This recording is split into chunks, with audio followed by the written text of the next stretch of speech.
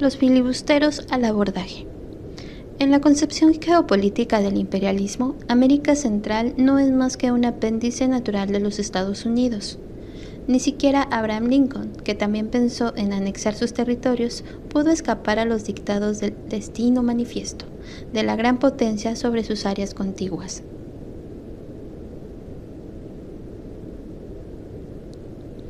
A mediados del siglo pasado, el filibustero William Walker, que operaba en nombre de los banqueros Morgan y Garrison, invadió Centroamérica. Al frente de una banda de asesinos que se llamaban a sí mismos la Falange Americana de los Inmortales. Con el respaldo oficioso del gobierno de los Estados Unidos, Walker robó, mató, incendió y se proclamó presidente, en expediciones sucesivas de Nicaragua, El Salvador y Honduras. Reimplantó la esclavitud en los territorios que sufrieron su devastadora ocupación, continuando así la obra filantrópica de su país en los estados que habían sido usurpados poco antes a México. A su regreso fue recibido en los Estados Unidos como un héroe nacional.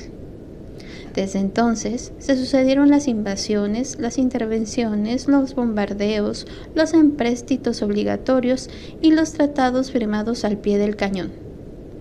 En 1912, el presidente William H. Taft afirmaba: "No está lejano el día en que 3 banderas de barras y estrellas señalen en 3 sitios equidistantes la extensión de nuestro territorio.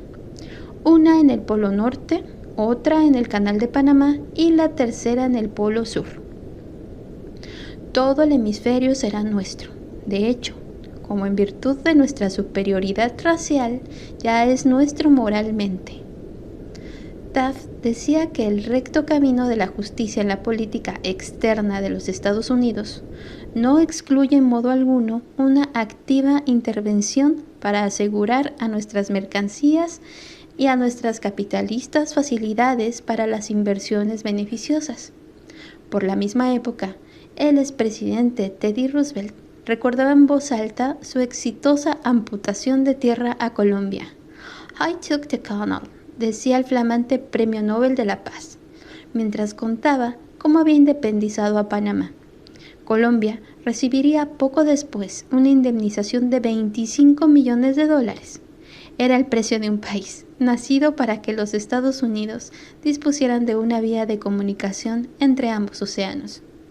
Las empresas se apoderaban de tierras, aduanas, tesoros y gobiernos.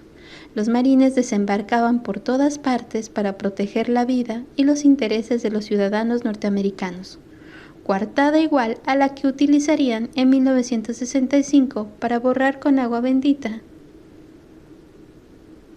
las huellas del crimen de la Dominicana.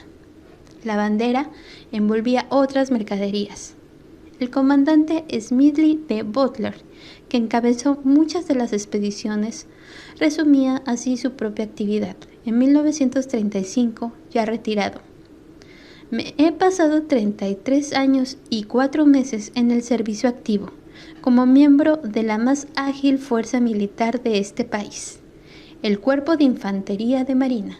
Serví en todas las jerarquías, desde teniente segundo hasta general de división, y durante todo ese periodo me pasé la mayor parte del tiempo en funciones de pistolero de primera clase para los grandes negocios, para Wall Street y los banqueros. En una palabra, fui un pistolero del capitalismo. Así, por ejemplo, en 1914 ayudé a hacer que México, y en especial Tampico, resultasen una presa fácil para los intereses petroleros norteamericanos. Ayudé a hacer que Haití y Cuba fuesen lugares decentes para el cobro de rentas por parte del National City Bank. En 1909 a 1912 ayudé a purificar a Nicaragua para la Casa Bancaria Internacional de Brown Brothers. En 1916 llevé a la luz a la República Dominicana en nombre de los intereses azucareros norteamericanos. En 1903 ayudé a pacificar a Honduras en beneficio de las compañías fruteras norteamericanas. En los primeros años del siglo, el filósofo William James había dictado una sentencia poco conocida. El país ha vomitado de una vez y para siempre la Declaración de Independencia. Por no poner más que un ejemplo, los Estados Unidos ocuparon Haití durante 20 años, y allí, en ese país negro que había sido el escenario de la primera revuelta victoriosa de los esclavos, introdujeron la segregación racial y el régimen de trabajos forzados. Mataron 1.500 obreros en sus operaciones de represión, según la investigación del Senado norteamericano de 1922. Y cuando el gobierno local se negó a convertir el Banco Nacional en una sucursal del National City Bank de Nueva York, suspendieron el pago de sus sueldos al presidente y a sus ministros para que recapacitaran. Historias semejantes se repetían en las demás islas del Caribe y en toda América Central. El espacio geopolítico del Mare Nostrum del imperio al ritmo alternado del Big Stick o de la diplomacia del dólar. El Corán menciona al plátano entre los árboles del paraíso, pero en la bananización de Guatemala, Honduras, Costa Rica, Panamá, Colombia y Ecuador permite sospechar que se trata de un árbol del infierno. En Colombia, la United Fruit se había hecho dueña del mayor latifundio del país, cuando estalló en 1928 una huelga en la costa atlántica. Los obreros bananeros fueron aniquilados a balazos frente a una estación de ferrocarril. Un decreto oficial había sido dictado. Los hombres de la fuerza pública quedan facultados para castigar por las armas. Y después no hubo necesidad de dictar ningún decreto para borrar la matanza de la memoria oficial del país. Miguel Ángel Asturias narró el proceso de la conquista y el despojo en Centroamérica. El Papa Verde era Minor Keith, rey sin corona de la región entera, padre de la United Fruit, devorador de países. Tenemos muelles, ferrocarriles, tierras, edificios, manantiales, enumeraba el presidente. Corre el dólar, se habla inglés y se enarbola nuestra bandera. Chicago no podía menos que sentir orgullo de ese hijo que marchó con una mancuerna de pistolas y regresaba a reclamar su puesto entre los emperadores de la carne. Reyes de los ferrocarriles, reyes del cobre, reyes de la goma de mascar. En el paralelo 42, John Dos Passos trazó la rutilante biografía de Kate, biografía de la empresa.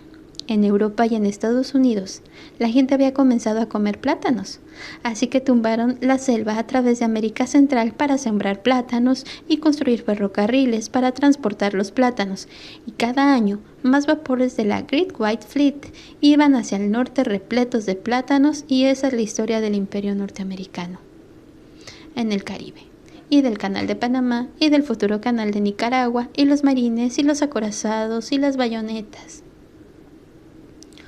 Las tierras quedaban tan exhaustas como los trabajadores. A las tierras les robaban el humus y a los trabajadores los pulmones.